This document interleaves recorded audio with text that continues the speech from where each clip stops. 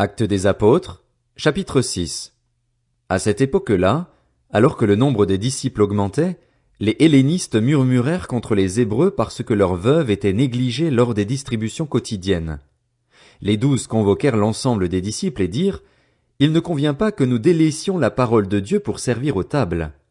C'est pourquoi, frères et sœurs, choisissez parmi vous 7 hommes de qui l'on rende un bon témoignage, remplis d'Esprit Saint et de sagesse, et nous les chargerons de ce travail.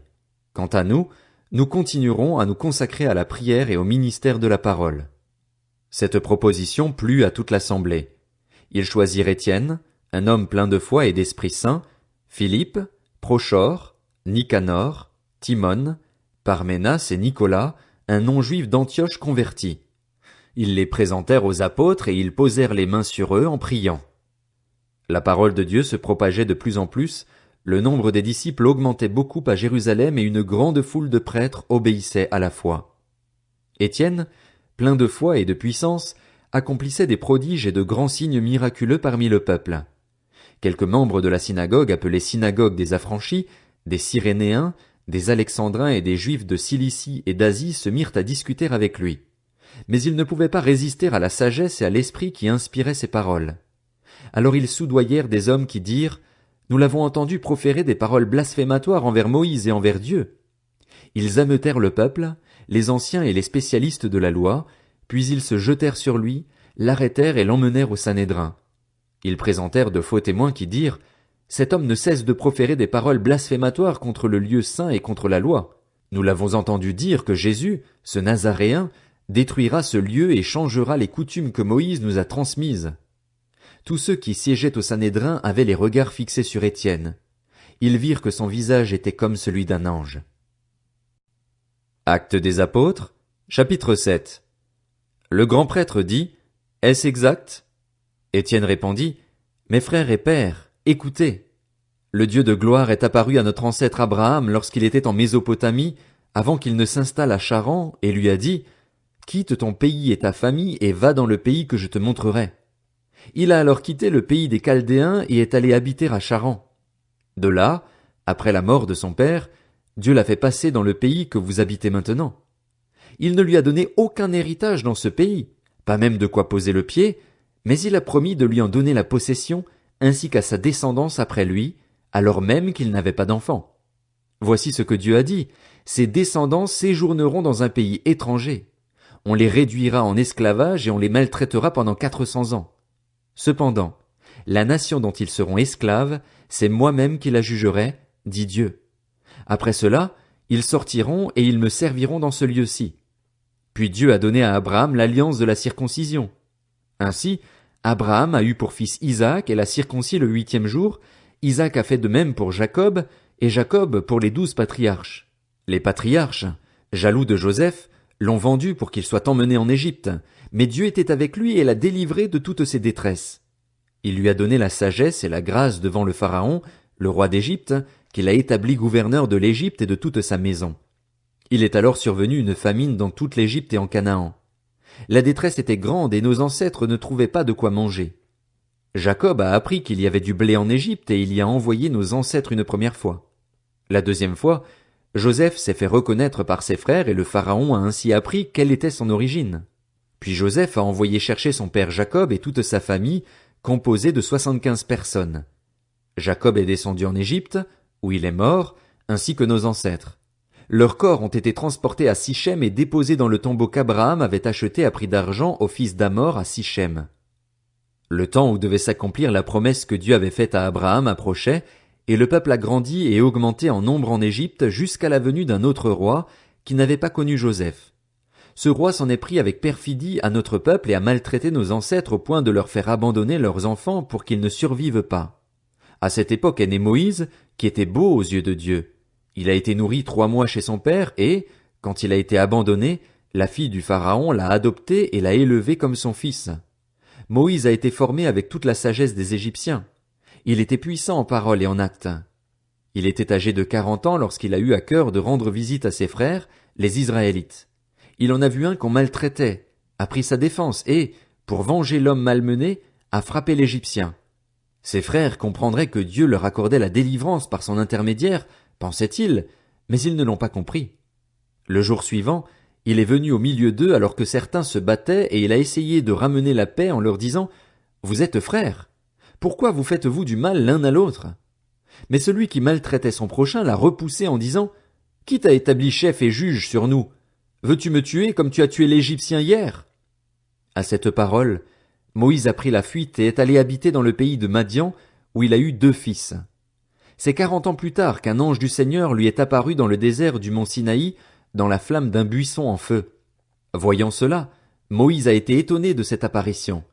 Comme il s'approchait pour regarder, la voix du Seigneur s'est fait entendre. « Je suis le Dieu de tes ancêtres, le Dieu d'Abraham, d'Isaac et de Jacob. » Moïse, tout tremblant, n'osait pas regarder. Le Seigneur lui a dit, « Retire tes sandales, car l'endroit où tu te tiens est une terre sainte. J'ai vu la souffrance de mon peuple qui est en Égypte. J'ai entendu ses gémissements et je suis descendu pour le délivrer. Maintenant, vas-y, je t'enverrai en Égypte. » Ce Moïse qu'ils avaient renié en disant, « Qui t'a établi chef et juge ?» c'est lui que Dieu a envoyé comme chef et libérateur avec l'aide de l'ange qui lui était apparu dans le buisson. C'est lui qui les a fait sortir d'Égypte en accomplissant des prodiges et des signes miraculeux en Égypte, à la mer Rouge et au désert pendant 40 ans. C'est ce Moïse qui a dit aux Israélites, « Le Seigneur notre Dieu fera surgir pour vous, parmi vos frères, un prophète comme moi. » C'est lui qui, lors de l'assemblée au désert, était avec l'ange qui lui parlait sur le mont Sinaï et avec nos ancêtres. Il a reçu des oracles de vie pour nous les transmettre. Nos ancêtres n'ont pas voulu lui obéir, mais ils l'ont repoussé et, dans leur cœur, ils se sont tournés vers l'Égypte en disant à Aaron, « Fais-nous des dieux qui marchent devant nous. En effet, ce Moïse qui nous a fait sortir d'Égypte, nous ignorons ce qu'il est devenu. » À ce moment-là, ils ont fait un veau, ils ont offert un sacrifice à l'idole et se sont réjouis de ce que leurs mains avaient fabriqué. Alors Dieu s'est détourné d'eux et les a laissés adorer les corps célestes, comme cela est écrit dans le livre des prophètes.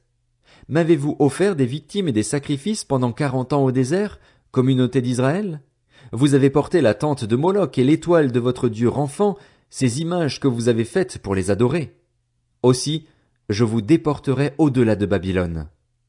Dans le désert, nos ancêtres avaient la tente du témoignage. Celui qui parlait à Moïse lui avait ordonné de la faire d'après le modèle qu'il avait vu. Nos ancêtres l'ont reçue et l'ont introduite, sous la conduite de Josué, dans le pays conquis sur les nations que Dieu a chassées devant eux.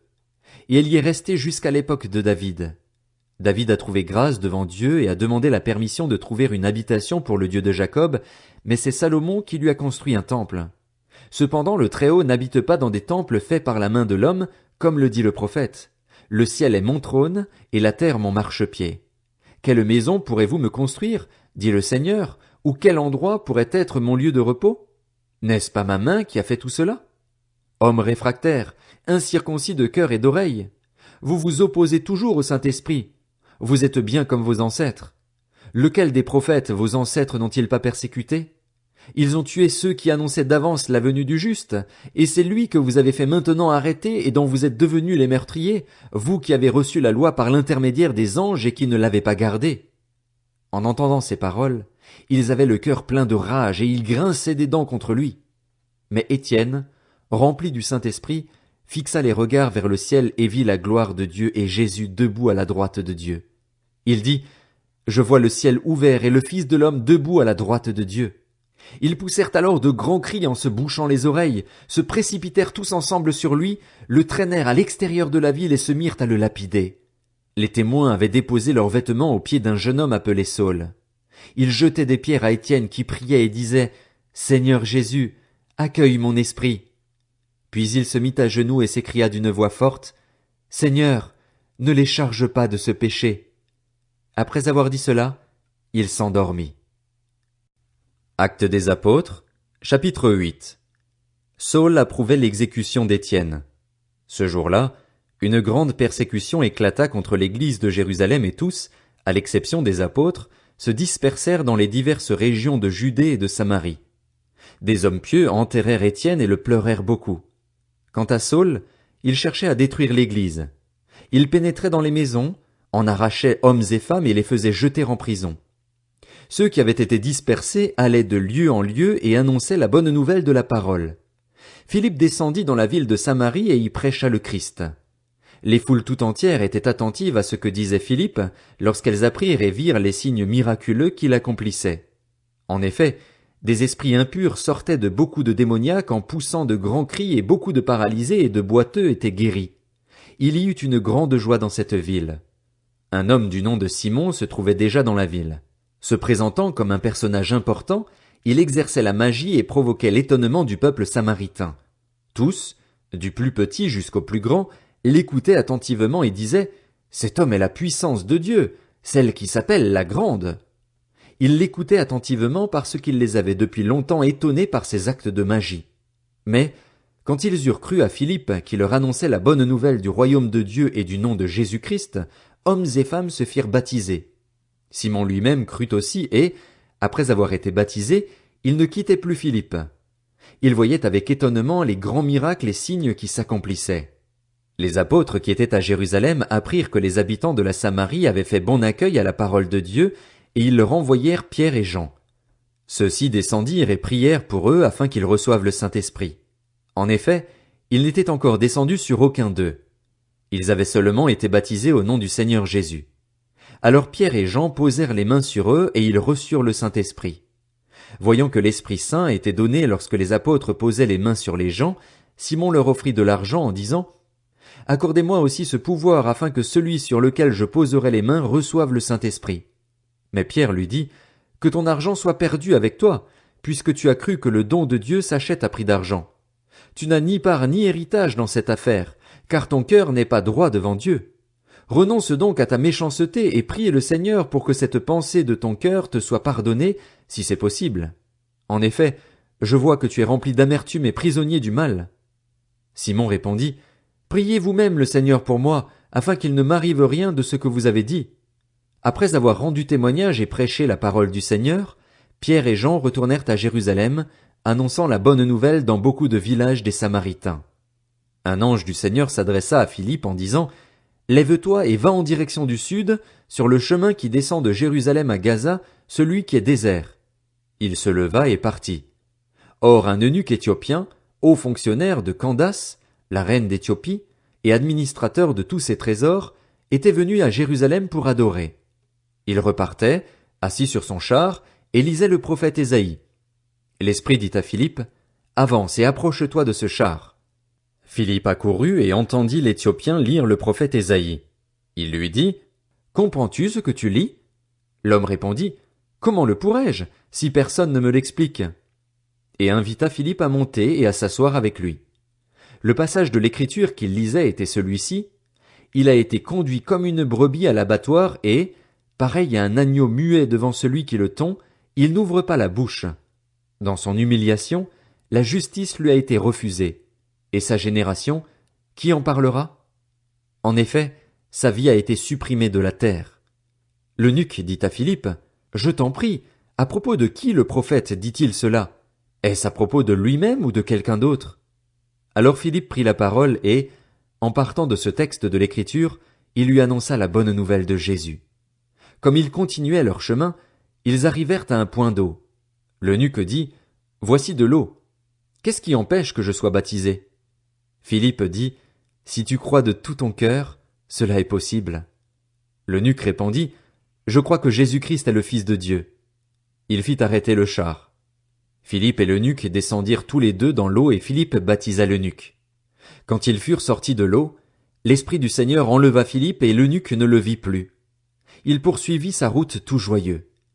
Philippe se retrouva dans Azote, puis il alla jusqu'à Césarée en évangélisant toutes les villes par lesquelles il passait.